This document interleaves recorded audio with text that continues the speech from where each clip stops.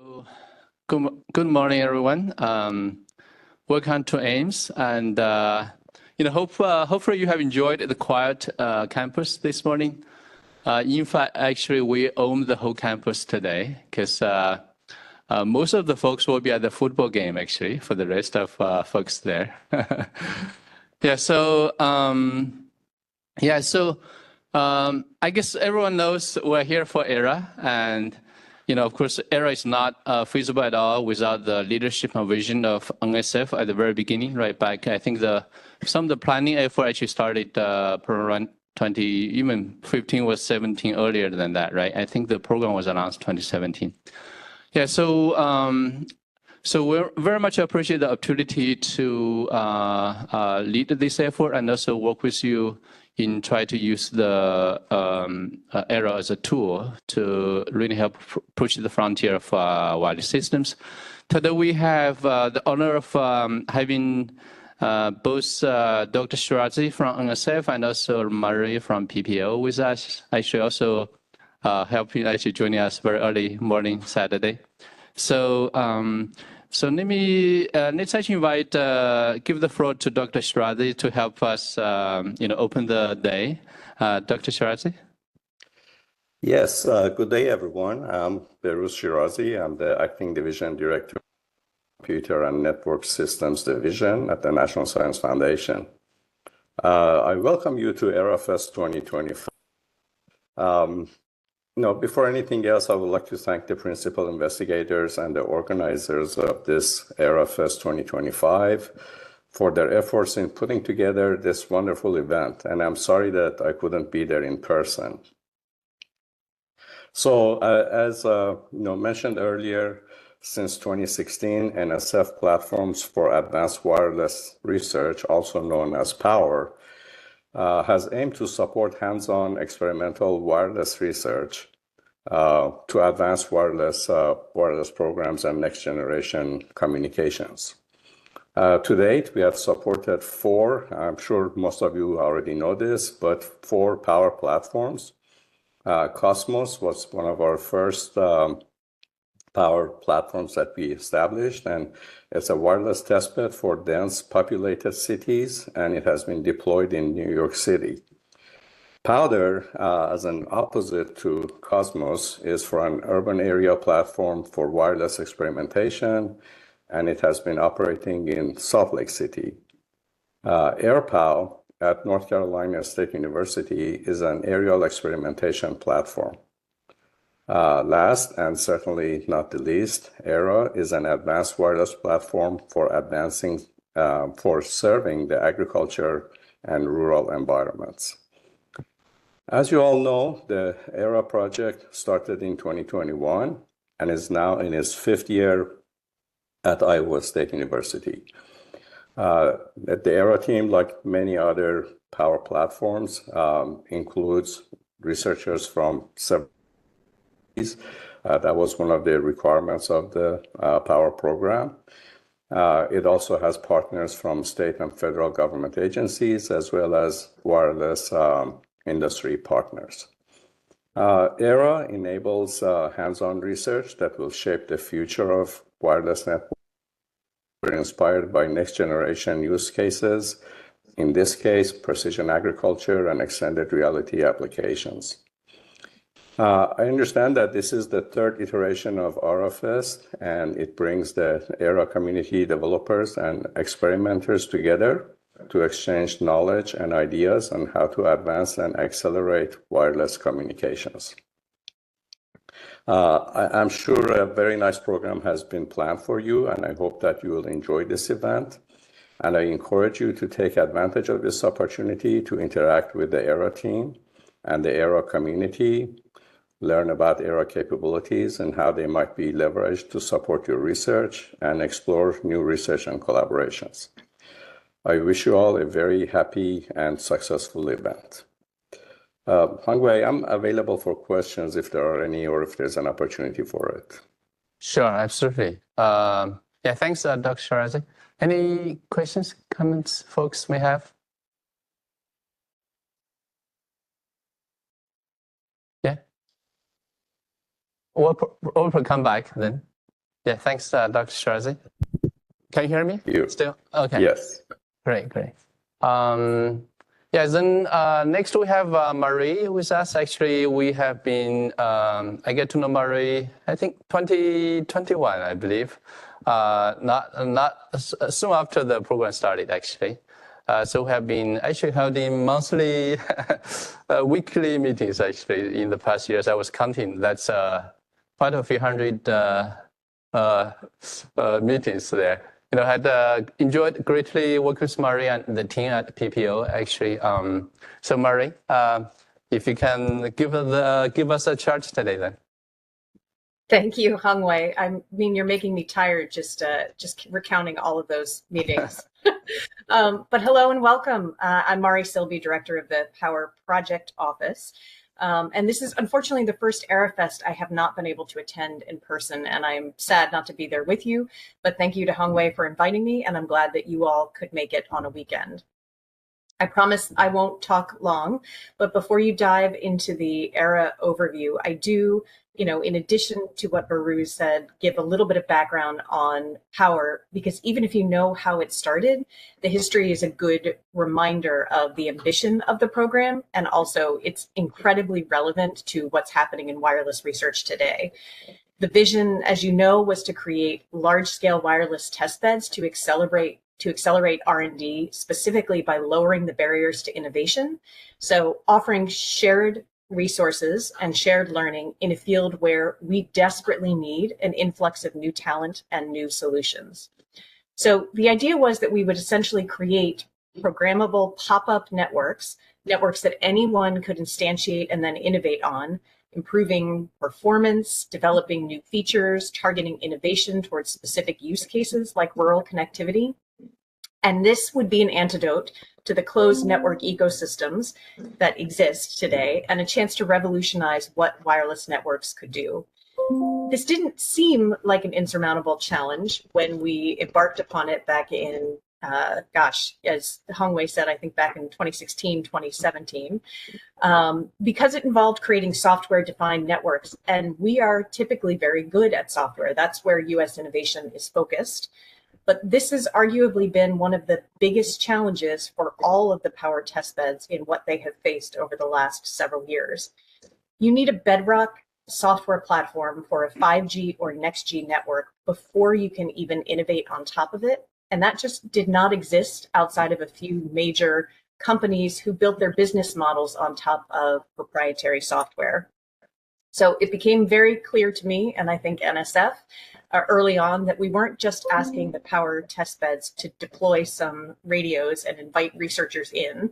We were asking them to actually become experts in software and open source, something that barely existed in the radio access network, maybe 6 or 7 years ago.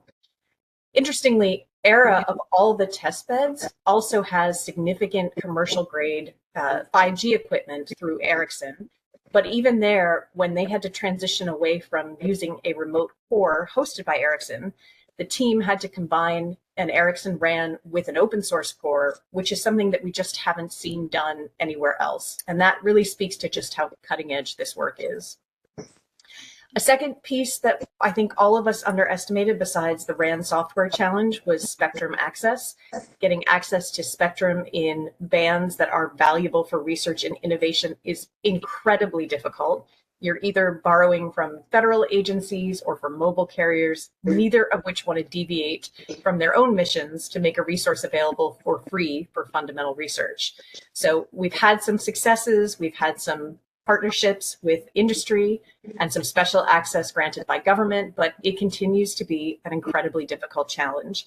And as with the radio software piece, it's not something we fully understood before we started the Power program. Third, and finally specific to Ara, if wireless communications isn't difficult enough, we decided to add on to the challenge of operating over large distances in a rural environment and integrating multimodal elements to understand how new heterogeneous approaches to networking could improve rural connectivity.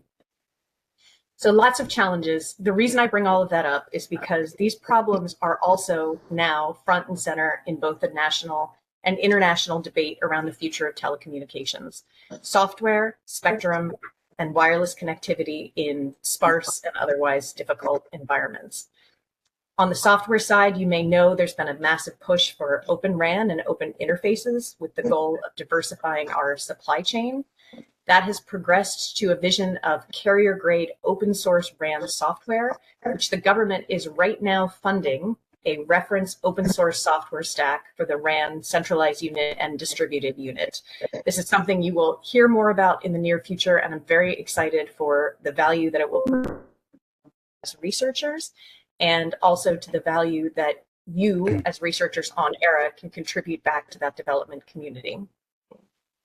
On Spectrum, there is heavy pressure to become more efficient with this very finite and incredibly precious resource, particularly as competing demands heat up from the government and from commercial industry. Demands for things like missile defense, the development of 6G, satellite communications, weather forecasting, you name it. And then finally, on rural connectivity, I think we had hoped to make a major dent in reaching the nation's unconnected through the government's BEAD program. But as resources shift, it's clear we won't solve that problem in the short term, and we'll continue to need creative technical solutions to extend the reach of broadband networks without breaking the bank. All of which means there's an incredible opportunity for ERA to accelerate research in these areas that matter to all of us, and an incredible opportunity for students to get hands-on experience in a field of study that touches so many aspects of our lives. Before I go, I want to thank the Iowa State University administration for their support, NSF, of course. Thanks to everyone at AraFest for your participation. And of course, I want to thank the ERA team, and Hongwei in particular, for all of their work and progress to date. I hope you all enjoy AraFest 2025. Hey, thanks, Marie. Do you have a minute? Maybe we'll see if folks may have some questions. Take it as Dr. Shiraz. All right, any questions folks may have? Yeah. Oh, we have a. Oh. How do we open this up, Celine? How do we allow maybe other folks to? They can unmute themselves. Oh, I cannot see. Oh, they can all unmute, right? So I couldn't see actually who else is online. If I think folks should be able to unmute yourself if other colleagues and also and I was just told we have colleagues from SF to other colleagues. If you have any comments, suggestions, questions, feel free to unmute yourself too. All right. Any other folks, any questions here? So if I may ask a question then. Yeah, probably first to Dr. Shirazi, right? I think we have, hopefully you can see, I know we have actually many folks here, but hopefully you can get a feel of that. We have faculty members, postdocs, and of course, majority of them are actually students. So I guess probably for maybe on behalf of especially the more senior folks in the room, like faculty member and postdoc, right? I guess one question the scientific community lately have, is actually the uncertainty or budget reduction for the science and engineering innovation in general, right? So I guess one question we have there, is actually how this is going to impact even a smaller community like the experimental research community, and is there anything we can do to help, with some of the challenges and so on? Yeah, thank you, Hongwei. This question has been on our minds at NSF also. And, I wish I had that crystal ball to look into and give you a precise answer, which obviously I'm not able to. Look, we don't know what our next year's budget is going to be. We know the administration has put forward a budget proposal, and so has the Congress, the House, as well as the Senate. These are different numbers. So at some point, there will be a reconciliation process in which the budget for the agency will be decided. What we do know is that there would be some degree of reduction in NSF budget. Exactly how much, we don't know. Some of those recommended budgets are showing small cuts. Some of them are showing larger cuts. So depending on what we end up with, we're going to have to sort of reorganize and rethink about our priorities and go from there. Now, some of the other knowns at this point are things such as areas like AI, quantum, biotech, workforce development, technology transfer. These are all going to be high priority. So I think that you guys as research community will do well to start thinking about these priorities and planning for taking advantage of them, because whatever resources we are going to have, more than likely, is going to be supporting these areas. With respect to infrastructure, we understand that that's a very important issue and program. At the end of the day, it's the question of trade-offs. The size of the budget is fixed, the size of the pie is fixed. We're going to have to decide how to support all these high priority areas, including research infrastructure. So apologies for not giving you a precise answer, but that's kind of where we are. Yeah, sure, that's helpful. Actually, we do have at least 2 AI institutes involved and also present today here. Kevin from AIH, he will briefly touch on that. So there's also ICO team, that's another AI institute that we have been collaborating with. Yeah, that's great. AI institutes are going to be a high priority, and we'll continue to support them. Yes. Great, awesome. Maybe one question, Murray, if I may have for you. You mentioned software, I think also open source. I understand probably the Akudo program is yet to be announced. Maybe details cannot be released today.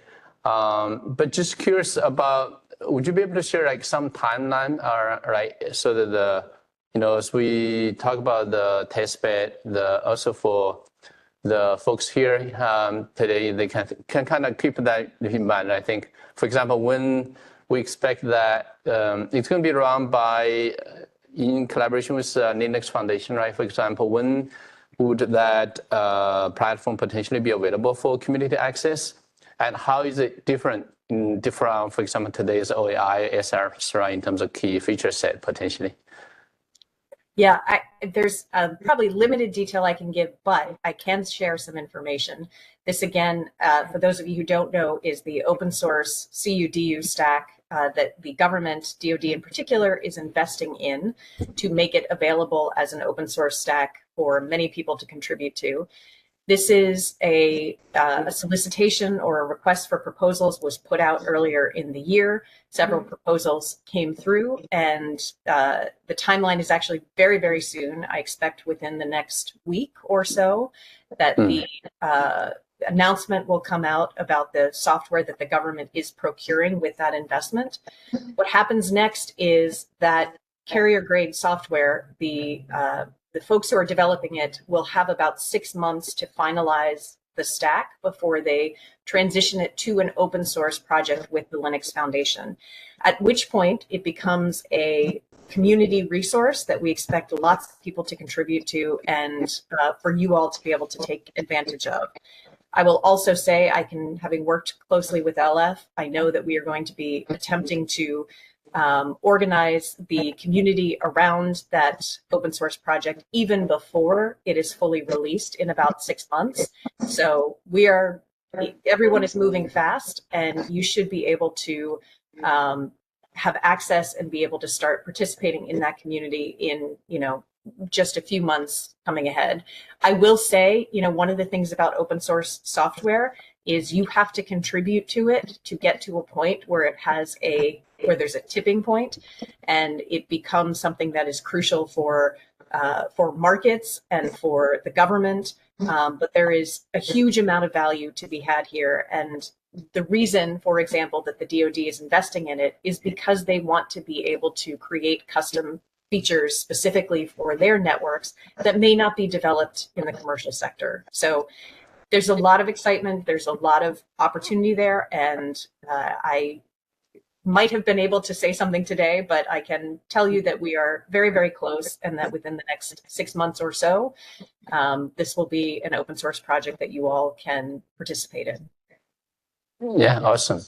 If I also discuss shortly, Era does have a very strong support for end-to-end 5G all around open source, right? I think likely being the very few world, the only testbed that can support like all the way end-to-end from UE to base station to core will touch based on that. I think there's actually a strong interest from the community, as we have seen from the post so far. I think that's bulk of the training session is going to be focused on later this afternoon too. Yeah. So let's see. Yeah, thanks, Murray. So I saw Dr. Ham and also Dr. Mata here. Do you have any words for us before we jump into the details for today? Well, feel free to chime in as we go. I know it's a Saturday. Again, thanks for your time, and you're most welcome to stay with us for a few more minutes if your schedule permit. But otherwise, would be looking forward to seeing you hopefully in person next time. Okay, so we're going to transition to the,